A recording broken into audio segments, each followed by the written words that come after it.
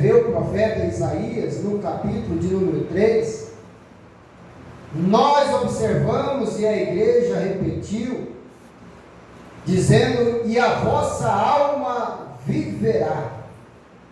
E Deus, ele usando o profeta Ezequiel, ele fala: a alma que pecar, essa morrerá. E ele prossegue dizendo assim: o filho não levará a maldade do pai, nem o pai levará a maldade do filho, e a justiça do justo ficará sobre ele, e a impiedade do ímpio cairá sobre ele. Mas se o ímpio se converter de todos os seus pecados que cometeu, e guardar todos os meus estatutos, e fizer juízo e justiça, certamente viverá, não morrerá. Certamente viverá, não morrerá. De todas as suas transgressões que cometeu, não haverá lembrança contra ele. Pela sua justiça que praticou, viverá. Desejaria eu, Senhor falando, desejaria eu, de qualquer maneira, a morte do ímpio, daquele que não conhece? Eu desejaria isso, que ele viesse a morrer? Diz o Senhor Jeová: não desejo, antes que se converta dos seus caminhos e viva. Então observa bem, o desejo de Deus sempre foi este: que nós, ao invés de viermos a morrermos, Ele deseja que nós venhamos a estar vivos, que nós venhamos a estarmos quentes na presença dEle. O livro do Apocalipse, lá no capítulo de número 3, e o versículo 16, diz assim: assim porque és morno e não és frio, nem quente, vomitar-te-ei da minha boca, diz o Senhor. Então, quando ele usa aqui João, lá na ilha de Patmos, para escrever esse texto, ele está dizendo isso, olhando para o futuro, e dizendo a nós, nos dias de hoje, que ele não aceita. O que ele mais quer é que nós estejamos vivos na sua presença. É por isso que ele usa aqui o profeta Ezequiel, para falar sobre a vida e sobre a morte, que é o pecado. E ouça bem o que ele diz: desejaria eu de qualquer maneira a morte do ímpio, daquele que não conhece a minha palavra, daquele que não conhece os mandamentos? Eu desejaria a morte dele? E aí ele reforça dizendo: não desejo, antes que se converta dos seus caminhos e viva. Mas desviando-se o justo da sua justiça e cometendo a iniquidade e fazendo conforme todas as abominações que fez o ímpio, porventura viverá? De todas as suas justiças que tiver feito, não se fará memória. Na sua transgressão com que transgrediu, e no seu pecado com que pecou, neles morrerá. Observa bem que Deus, Ele quer que nós venhamos a estar sempre na sua presença. Deus, Ele sempre deseja que eu e você venhamos a estar de pé na sua presença, em humildade, em obediência à sua palavra. Porque Deus, Ele não aceita, o desejo de Deus, o maior projeto dele, é de que eu e você, nós vamos morar nas mansões celestiais. Quando nós não estamos em conformidade com a sua palavra, nós vamos para baixo, para o Seol, para o inferno. E isto nós devemos falar, nós devemos compreender, porque há duas realidades.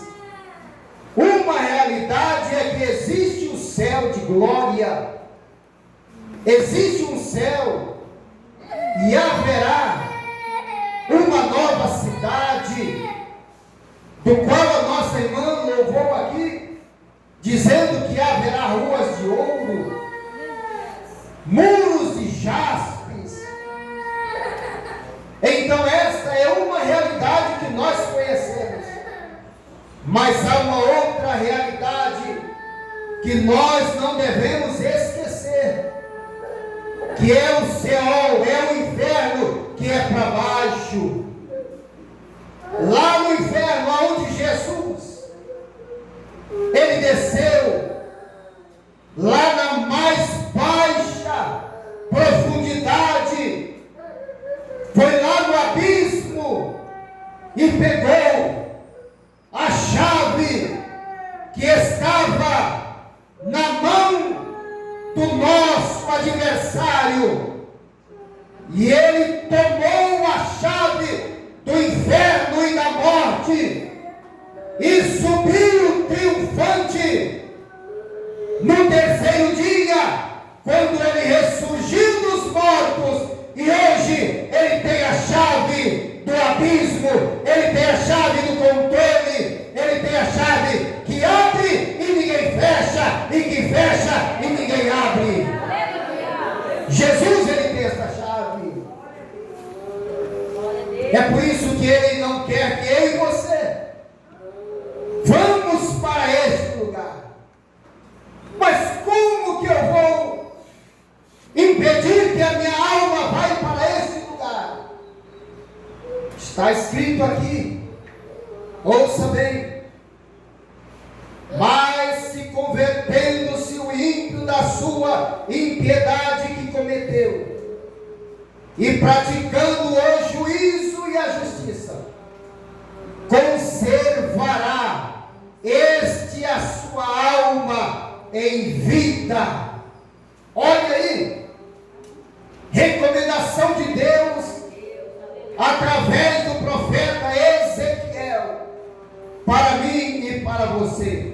Mas convertendo o ímpio da sua impiedade que cometeu, e praticando o juízo e a justiça, conservará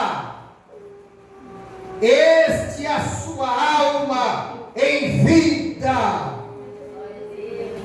Pois quem considera e se converte de todas as suas transgressões que cometeu, certamente viverá e não morrerá.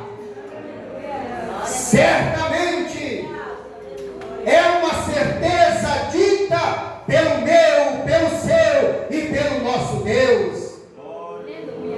Conservará este a sua alma, certamente viverá e não morrerá. Irmãos, e quando eu e você, nós firmamos uma aliança com Deus, nós não vamos para baixo, mas nós vamos para cima. Ouça bem, Quando nós firmamos uma aliança com este Deus, nós não vamos para baixo, mas nós vamos para cima, porque lá está Jesus Cristo, à direita de Deus, assentado, intercedendo por nós.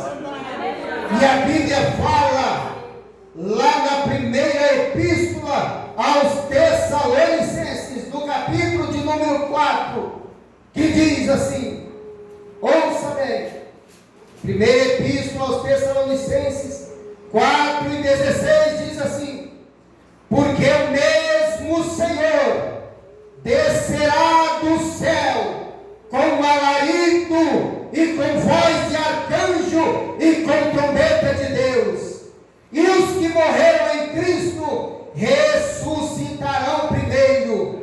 Depois nós, os que ficarmos vivos, seremos arrebatados juntamente com eles nas nuvens, a encontrar o Senhor nos ares, e assim estaremos sempre com o Senhor. Ele virá de cima, Ele não virá de baixo, Ele virá do alto e não virá de baixo. Sabe por quê? Porque está escrito aqui, porque o mesmo Senhor. Qual é esse mesmo Senhor? É o Jesus, o Senhor Jesus, aquele que por obra do Espírito Santo foi gerado no ventre de uma jovem por nome de Maria, e ele nasceu, veio a esta terra, cumpriu o seu ministério, e aí então ele foi, subiu, ele caminhou na rua dolorosa, com uma cruz no seu ombro, e ali ele subiu lá no monte, chamado Monte Caveira. Monte Caveira por quê? Porque ali havia uma mortandade, diuturnamente eram mortos pessoas ali, e por isso aquele lugar recebeu o nome de monte, chamado o Monte Caveira. E foi lá para aquele monte que Jesus subiu, com aquela cruz no seu ombro, cruz pesada, mas ele subiu, sabe por quê? Porque ele tinha um projeto a executar, a finalizar, a consumar naquele dia. É por isso que ele diz, com a sua voz dirigida aos céus, ele diz: Pai, tudo está consumado. Ou seja, tudo está feito. E ali então, ele de braços abertos, ele se entrega. Vem um soldado romano com uma lança e atravessa o seu lado, e sai do seu corpo sangue limpo, puro, sem mancha, sem mácula. Sabe para quê? Para perdoar o meu e o seu pecado, para nos dar direito à vida eterna. E eu quero dizer, amada igreja, nessa noite, que quando nós firmamos esta aliança com Ele, vindo a dificuldade, Ele está conosco. Aleluia.